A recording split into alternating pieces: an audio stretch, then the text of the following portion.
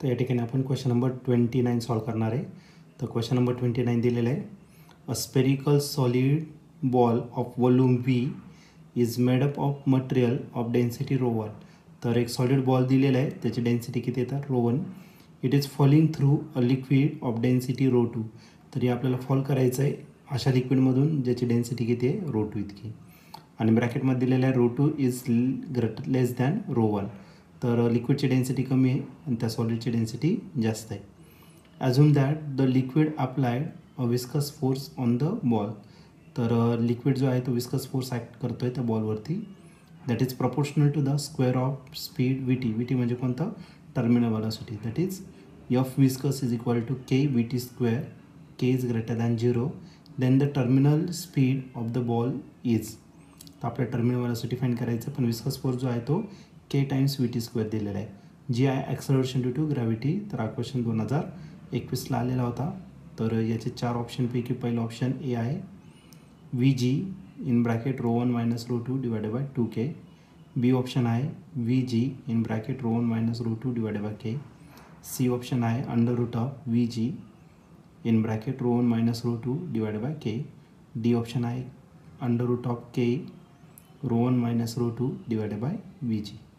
तर या 4 ऑप्शनपैकी नेमकं करेक्ट आन्सर कोणता असणार तर ते आपण सॉल्व करूया आणि मग चेक करूया. तर या क्वेश्चनमध्ये आपल्याला एक स्पेरिकल सॉलिड बॉल दिलेला आहे, ज्याचं व्हॉल्यूम किती आहे व्ही.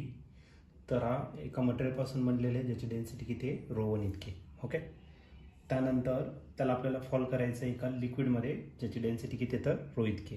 सपोज आपण ते काय घेतलं तर एक विस्कस लिक्विड घेतलं आणि या विस्कस लिक्विडमध्ये आपण काय केलं तर तो स्पेरिकल ऑब्जेक्ट काय केला आहे फॉल केलेला आहे.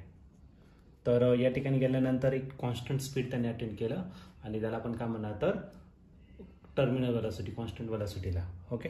आणि ही जी टर्मिनल व्हेलॉसिटी आहे ती टर्मिनल व्हेलॉसिटी दिलेली आहे, विस्कस फोर्स दिलेला आहे तो के इंटू व्ही टी स्क्वेअर इतका दिलेला आहे. ओके. तर आपल्याला ती टर्मिनल व्हेलॉसिटी किती असणार ते या ठिकाणी फाइंड करायचं आहे. तर याच्यात थोडीशी कंडिशन आपल्याला थोडीशी वेगळी दिलेली आहे. याचं जे पहिलं जो फोर्स ॲक्ट होणार आहे तो असणार त्याचं डाऊनवर्ड फोर्स.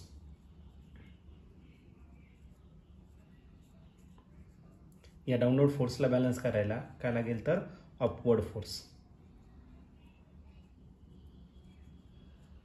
आणि या अपवर्ड फोर्स नंतर आणखीन एक फोर्स राहील आणि तो म्हणजेच काय तर विस्कस फोर्स.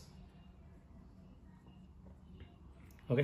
डाऊनवर्ड फोर्स किती असणार आहे तर डाऊनवर्ड फोर्स त्याचं वेट इतकं असेल mg. अपवर्ड फोर्स जो असेल तो काय असेल तर m-g असेल. हे कोणाचं अपवर्ड फोर्स हे लिक्विडमुळे असणार. ठीक आहे.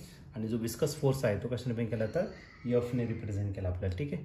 एफ व्ही ने रिप्रेझेंट करू विस्कस फोर्स. ठीक आहे. आता या डाऊनवर्ड फोर्सला कोण बॅलन्स करणार upward force plus viscous force. मग डाऊनवर्ड फोर्स किती आहे तर डाऊनवर्ड फोर्स आहे तुमचा mg इतका. त्याला कोण बॅलन्स करणार आहे तर तुमचा अपवर्ड फोर्स तो घेतला आपण m-g आणि जो विस्कस फोर्स आहे तो काय घेतला तर fv. ओके. त्यानंतर आपल्याला काय दिलेलं आहे mg जर घेतला याची डेन्सिटी या सॉलिड स्पियर जो आहे त्याची डेन्सिटी किती आहे तर रो 1 स्पियरची. आणि जे लिक्विड आहे त्या लिक्विडची डेन्सिटी किती आहे तर रो 2 इतकी दिलेली आहे. मग आपल्याकडे एक डेन्सिटीचा फॉर्म्युला आहे आणि डेन्सिटीचा फॉर्म्युला जर घेतला तर डेन्सिटीचा फॉर्म्युला काय मास डिवायडेड बाय व्हॉल्यूम. मग आता एक काम करू डेन्सिटी जनरल फॉर्म्युला घेऊ आणि नंतर मग आपण त्याला रिप्लेस करू. डेन्सिटी रो ने रिप्रेझेंट करणार मास m ने आणि व्हॉल्यूम कशाने तर v ने रिप्रेझेंट करणार. मग मास जर घेतला तर मासचा फॉर्म्युला काय असेल व्हॉल्यूम इंटू डेन्सिटी. चला तर मग या इक्वेशनमध्ये आपण पुट करणार आहे. मग यमला जो आहे यमला कशाने रिप्लेस करायचं रो इंटू व्ही. पण स्पियर आहे त्या स्पियरची डेन्सिटी किती रो 1 व्ही आणि आणखीन एक टर्म राहिलं तिथं काय तर जीत करायला. त्यानंतर m' जर घेतला तर या लिक्विडची डेन्सिटी त्या लिक्विडची डेन्सिटी किती असेल रो 2. व्हॉल्यूम किती असणार व्हॉल्यूम सेमच असेल आणि आणखीन एक टर्म राहिलं तो म्हणजे ॲक्सलरेशन ड्यू टू ग्रॅव्हिटी. आणि हा जो विस्कस फोर्स आहे तो विस्कस फोर्स हा डायरेक्टली प्रोपोर्शन आहे